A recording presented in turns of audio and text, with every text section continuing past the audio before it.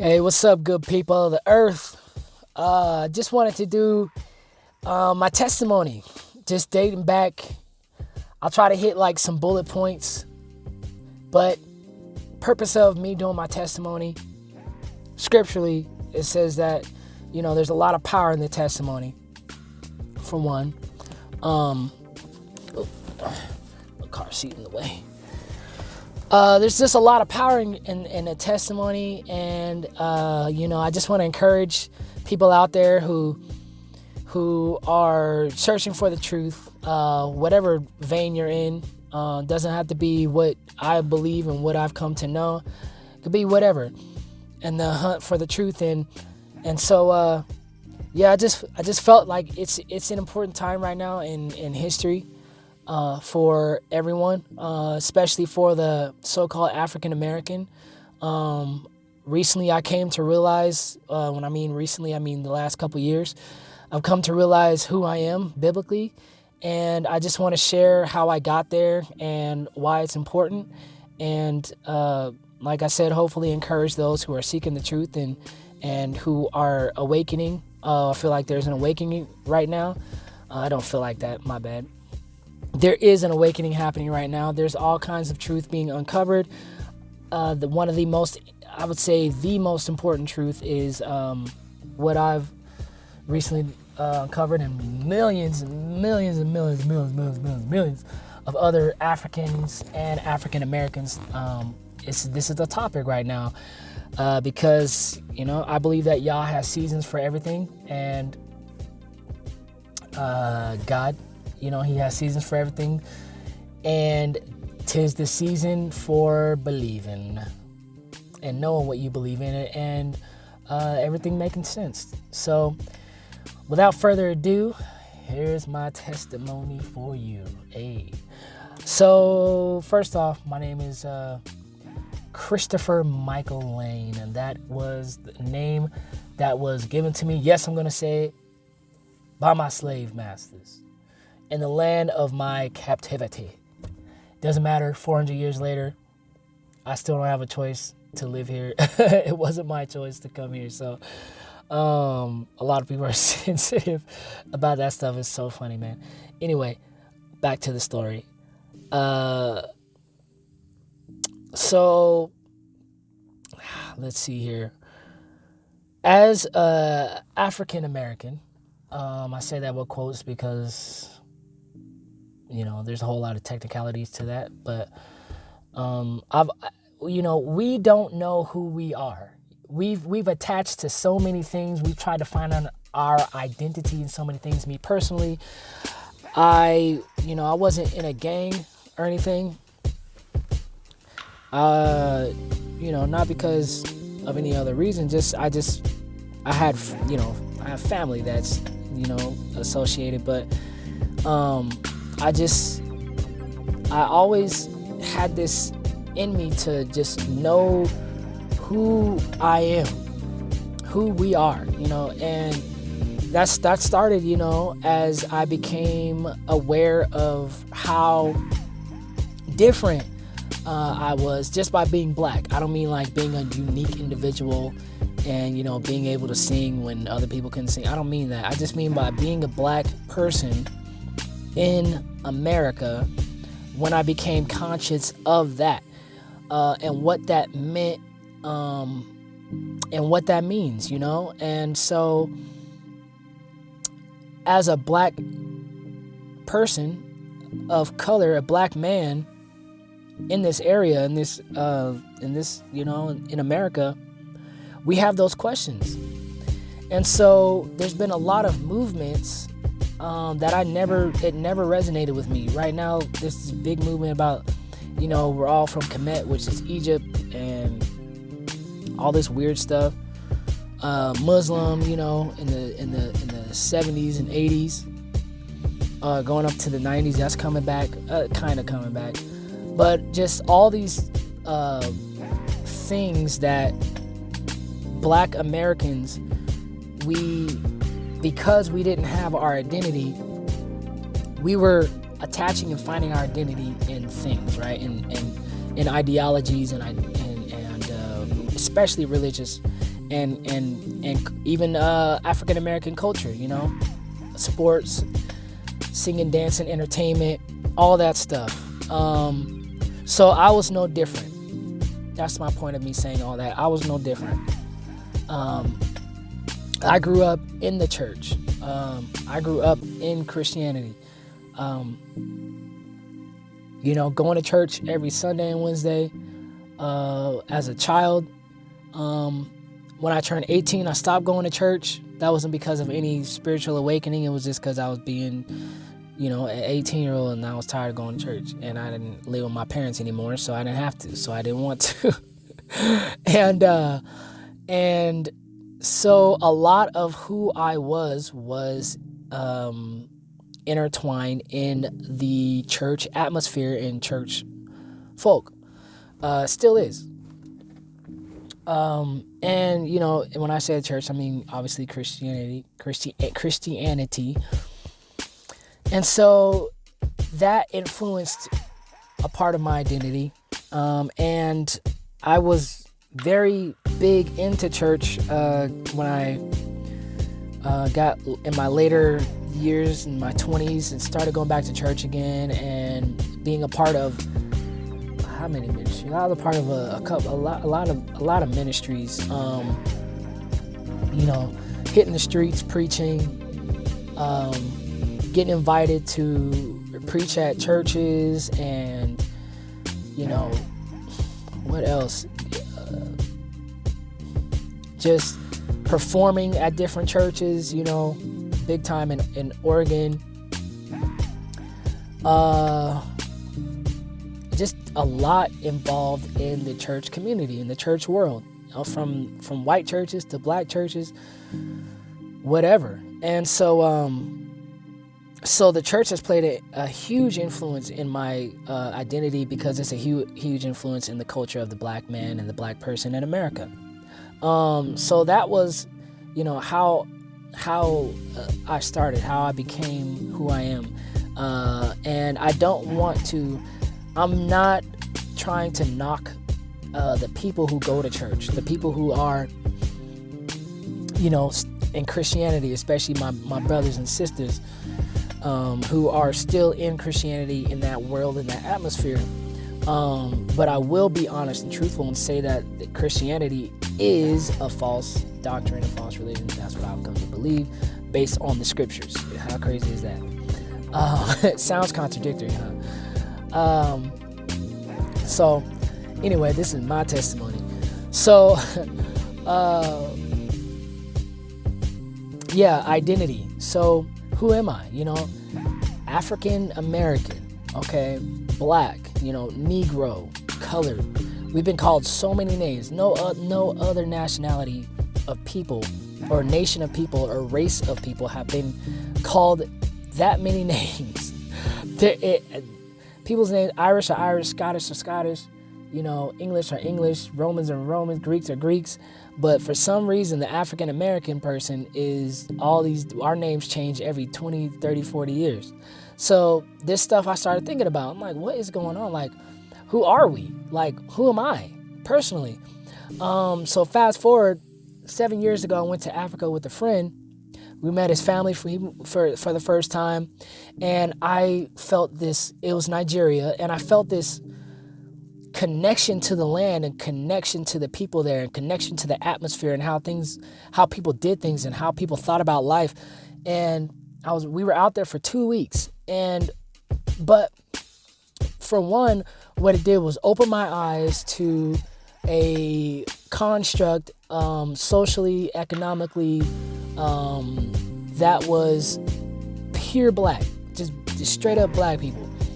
And how America has painted this picture of us as, violent, as prone to violence, angry black, people, angry black women, all this stuff. But I was in an atmosphere where there was nothing but black folks, and none of that existed. And so it was just like baptism all over again. And so I was like, man, I wonder what tribe I'm from. I wonder, because I don't look like any of these people out here. And I used to think that I was mixed with, Irish and all this stuff. And so I was like, maybe that's why, and even out there in the west coast of Africa, they're like, hey, maybe you're Eastern African, maybe you're from East because you have a long face, and all this stuff. And so I was like, yeah, maybe, I don't know, but I don't look like them. Like, it's all these things I was thinking of because, contrary to popular belief, we all don't look the same. I was talking to people that I work with and showing them the difference between an African and a black person.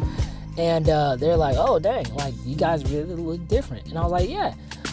So that's a little side note. So, I was like, okay, I came back home 2 or 3 years ago, probably about 3 years ago. I did the DNA test, the ancestry DNA test, and the results came back. I was anxious to see the results. And I'm not going to lie, I was kind of disappointed because it said that I was from the place where I had visited from, especially the Congo area. And so I did have a sense of pride, like, oh man, that's cool. But at the same time, I'm like, I don't look like those people. And the DNA tests show that I don't have a mixture of anybody else. Like, I'm supposedly straight African. And so I was like, man, this is weird. This is something else. And it didn't satisfy that need, that desire to know myself and to know where I was from completely, because I have African friends from the place where it said I was from, and we look totally different. And so anyway, so I was like, man, it ain't some weird evolution in the past 400 years that all of us African Americans don't look African.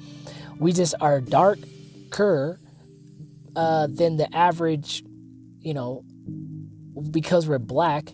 But it doesn't make any sense. Why are our features different? Why is our head shape different? So I was just having all these questions, and I was like, man, y'all, like, God, like, what is this? Why don't I feel like this is right? And so I didn't have the answers. I didn't have anybody to tell me anything. And so, fast forward a couple years now, about a year and a half ago, I met my grandfather for the first time on my dad's side. He gives me a lot of family history, tells me that, we're Seminole, and my great-grandmother is full-blood Seminole, and tells me all these stories, and I'm like, wow, that's crazy. So getting pieces, and totally what I thought was unrelated, my wife and I were reading the book of Acts. I believe it's Acts chapter 16. But it was the story of how Paul was taken by a Roman centurion guard. Romans are white. And the centurion confused him for being Egyptian. Confused Paul for being an Egyptian man. And Paul checked him and was like, I'm not Egyptian. I am Hebrew. And so I saw that, and it was like I saw that for the first time. I grew up reading the Bible and all that, but reading that at that moment, I was like, whoa, what? And I read over it, and I'm like, so Paul was black. And Paul was confused for African brother. And so that's when everything really started unraveling. And so then, obviously, there's people out there who think Egyptians are the light-skinned, Middle Eastern-looking people. It's oh man, it's crazy. But so I was just like, what? So then I started, looking back, and that's what made me want to study history, human history, African history, the term Middle East. So the term Middle East was only coined in 1950 or 1965 or something like that. And it was a war term. It was to confuse the Russians. The French were trying to confuse the Russians. I think it was the French. And their messages, so they wouldn't know what land that they were talking about.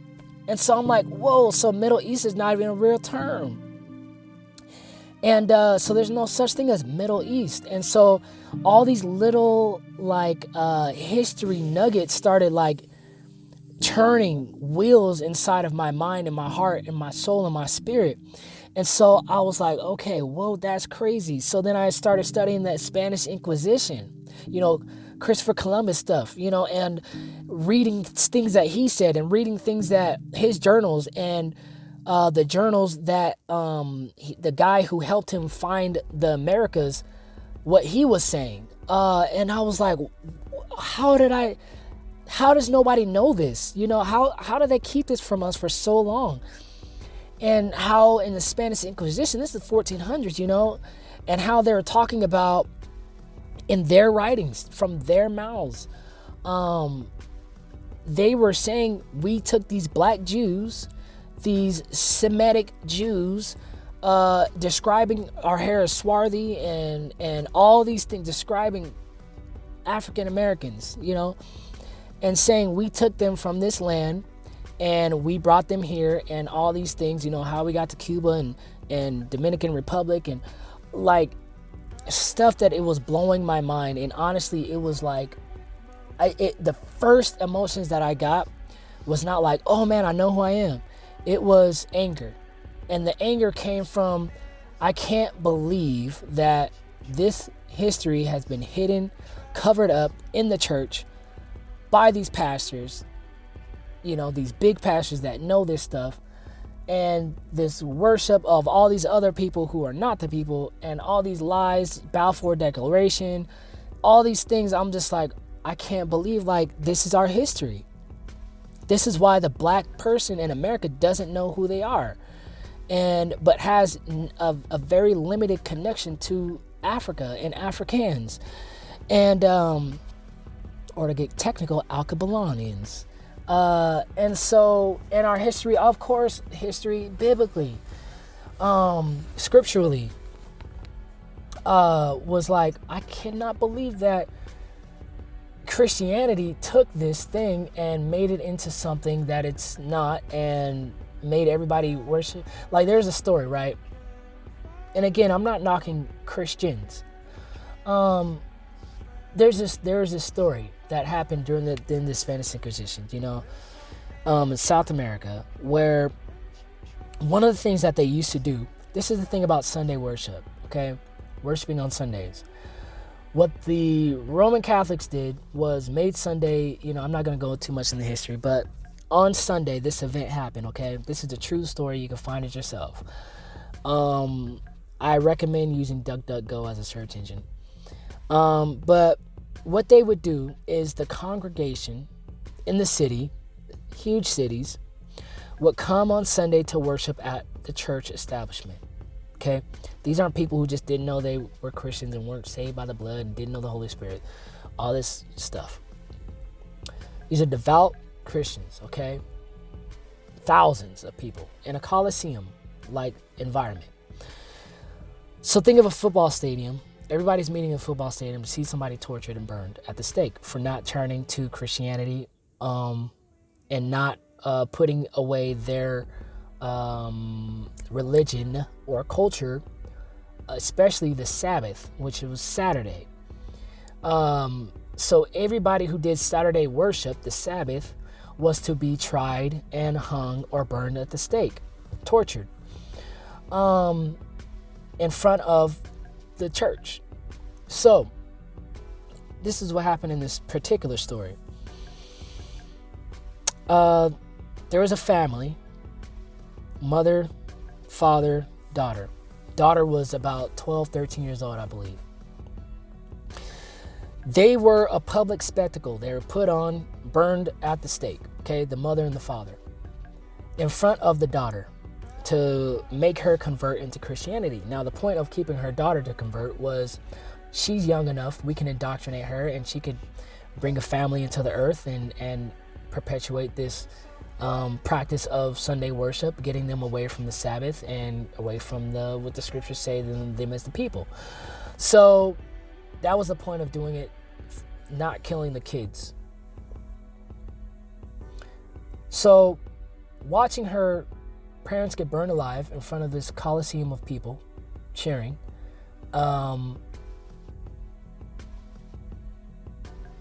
instead of bowing down to a religion, a man-made religion, What she did was ran in the fire and died with her parents. This shook the Colosseum.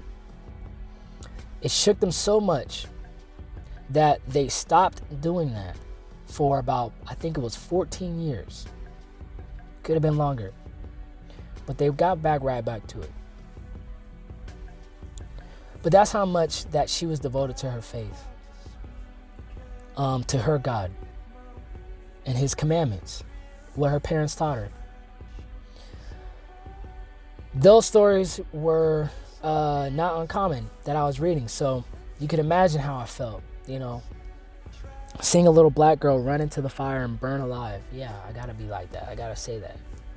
Show you guys the impact of why, like the point of me doing this testimony is to give people encouragement, people who are scared to tell the truth, people who don't understand the truth, who right now we're in the middle or the beginning stages of a mass awakening of African Americans realizing that they're not African, that they are Israelites from the tribe of Judah.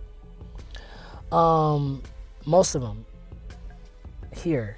So I was realizing all this stuff, man. I still do, just researching history, going back into the scriptures and reading it. And it gave me this connection. I have a connection now to the scriptures, and I have this complete, full understanding of what everything means from Genesis to Revelation. Just with this one piece of information that we're the people. And so, what that did for me was, at first, like I said, I was angry, upset, confused. And then my wife helped me work through that, Kudos, shout outs to her for, helping me through that process. And then it became an empowerment, and a very encouraging thing. Like, wow, so these these prophecies in the scripture, it was of Yah, a God the God of the universe, who chose this people and said, hey, I need you to minister. You guys are going to be my priests amongst the earth to represent, what I want established on the earth. And I'm going to give you these prophecies. Please don't leave the commandment or the covenant. I'm going to make a covenant with you guys. And so, then you read Deuteronomy 26:68, talking about we're going to go back into a land of bondage.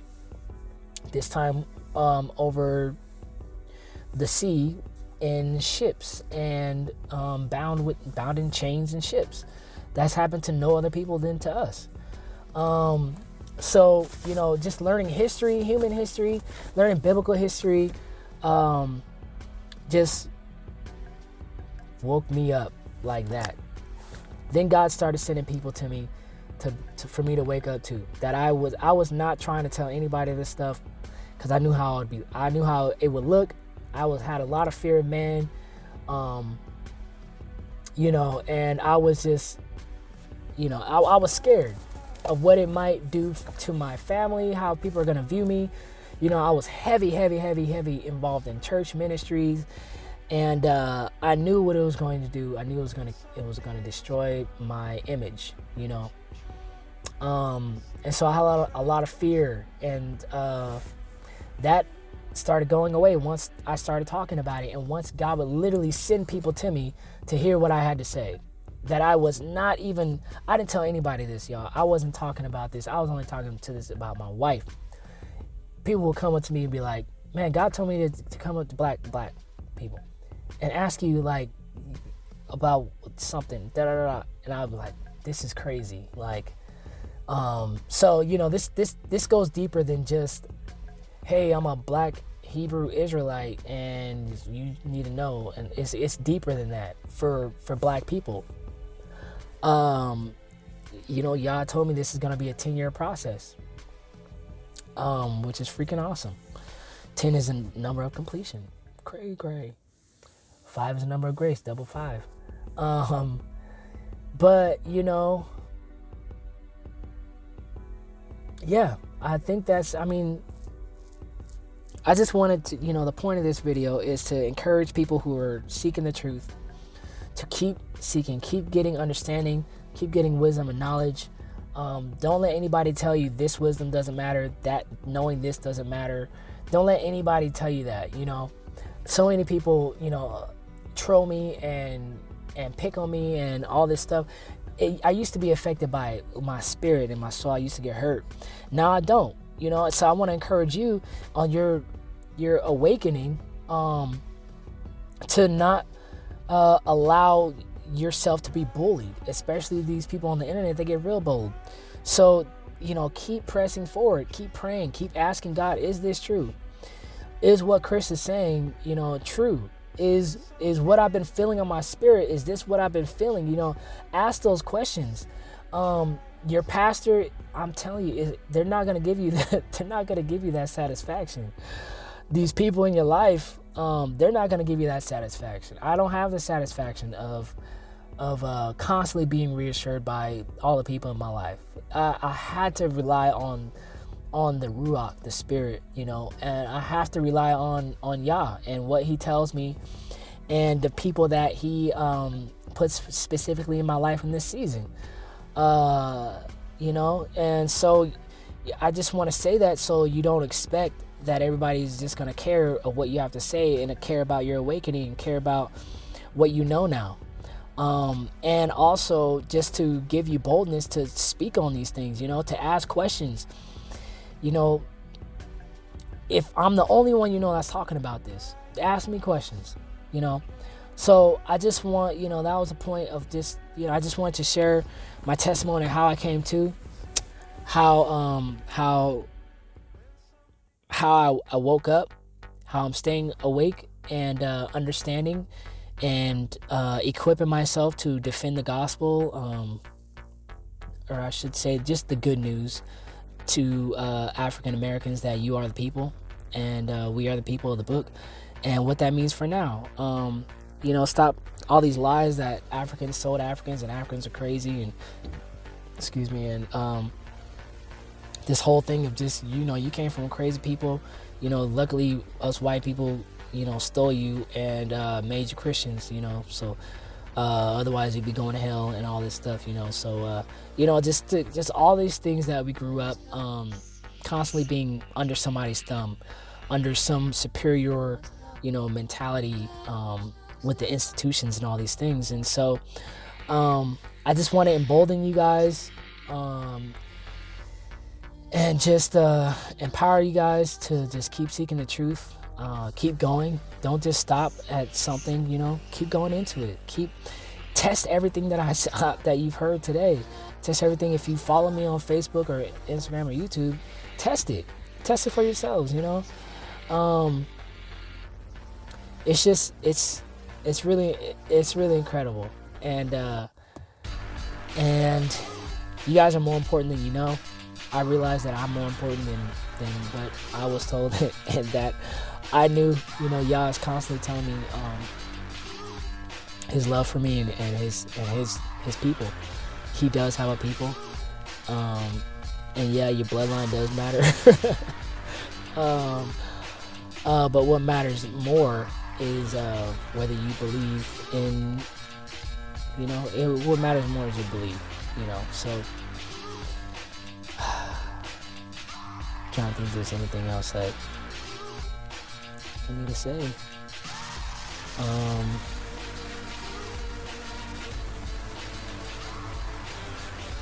Yeah, I think that's about the gist of it. 30-minute video on my testimony. So, you know, be encouraged, people. Keep finding the truth, whether it's, you know, I don't know, whatever subject. If you flat earth, look into it. Round earth, look into it. Whatever you want to look into, you know, look into it. But know it. Look into the scriptures. Look into Christianity. Look into Catholicism. Don't just stop because they told you it's only spiritual things matter. That's not true. Everything is spiritual. So keep going. I love you guys. Thank you for the people who have been reaching out and straight up encouraging me with questions and telling me to keep going, you know, because this road is not easy. It's the narrow road that few find, you know. And so for all my narrow roaders, whether you realize it now or you're going to realize it later in your life, more power to you, you know? Yeah, just don't let anybody intimidate you. Don't believe everything you were told. Research everything. There's a lot to uncover. It's a fun thing though. And I want to encourage you to not, realizing these things, you could be angry like I was. You will be angry. I will say that. I had to talk some people down, some black folks down, because, it's very angering. It's very troubling. But it's also very true, and a lot of the things that, didn't make sense make sense now. So not all of you are just Africans that came over from Africa. A lot of you are from the tribe of Judah. 12 tribes. So there's a lot of lies to uncover. There's a lot of truth to believe. A lot of love to be had. And I guess that's it for now. So shalom. Thank you for watching. Thank you for giving me your time in the day.